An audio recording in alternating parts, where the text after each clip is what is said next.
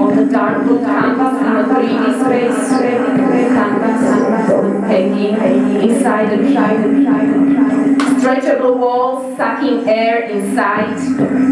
I'm there on the bottom, sitting in the nest, uncanny, unable to leave, stripped, surprised, tensed, watching the canvas moving. like freezing sound waves, like sea waves, like world reflections, I or my projection, my fear, my desire, freezing stories, narrated, recorded, played. I see a chicken living the scenery.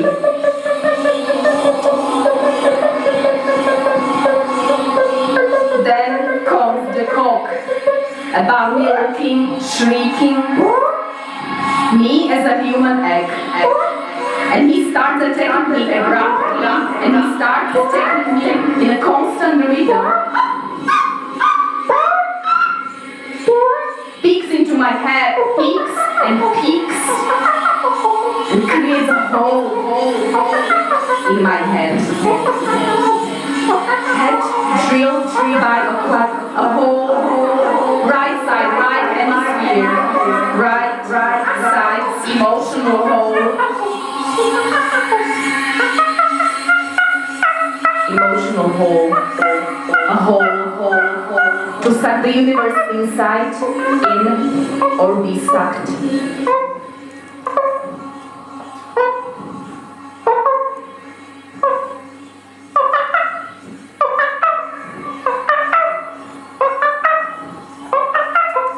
A porcelain with an opening proposes an occurrence of a sudden hand.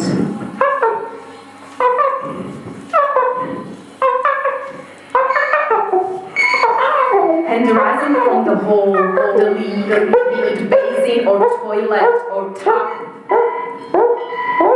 A hand sucker, a sucking hand, sucking me, a hand transformed into a siphon. Hand swamping me and throwing to liquidity, liquidized into a watery off space without creatures of creature end of human land, flowing emptiness.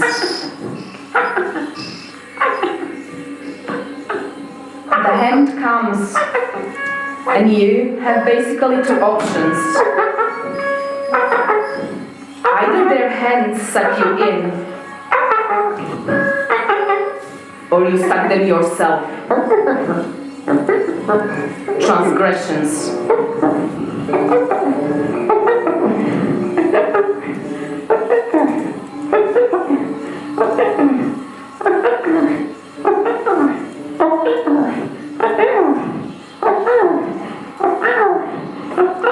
Among all the psychical uncertainties that can become a cause for the uncanny feeling to arise, there is one in particular that is able to develop a fairly regular, powerful, and very general effect, namely doubt, as to whether an apparently living being really is animate, and, conversely, doubt as to whether a lifeless object may not in fact be animate, and more precisely, when this doubt only makes itself felt obscurely in one's consciousness. The mood lasts until these doubts are resolved and then usually makes way for another kind of feeling. Conversely, the effect of the uncanny can easily be achieved when one undertakes to reinterpret some kind of thing as part of an organic creature, especially in anthropomorphic terms, in a poetic or fantastic way. Fantasy, which is indeed always a poet, is able now and then to conjure up the most detailed terrifying visions out of the most harmless and indifferent phenomena. And this is done all the more substantially the weaker the critical sense that is present and the more the prevailing psychical background is effectively tinged. It is favorite and quite banal trick to come up with the most hair-raising things and then to reveal all that happened to the reader in 3 lines at the end as the content of a wild dream. Favorite because in this case it is possible to push the play with the reader's psychical helplessness very far with impunity. Another important factor in the origin of the uncanny is the natural tendency of man to infer, in a kind of naive analogy, with his own animate state, that things in the external world are also animate, or, perhaps more correctly, are animate in the same way. Among all the psychical uncertainties that can become a cause for the uncanny feeling to arise, there is one in particular that is able to develop a fairly regular, powerful, and very general effect, namely doubt, as to whether an apparently living being really is animate, and, conversely, doubt as to whether a lifeless object may not in fact be animate, and more precisely, when this doubt only makes itself felt obscurely in one's consciousness.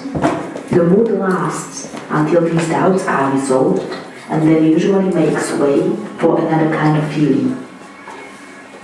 Conversely, the effect of the uncanny can easily be achieved when one undertakes to reinterpret some kind of lifeless thing as part of an organic creature, especially in anthropomorphic terms, in a poetic or fantastic way.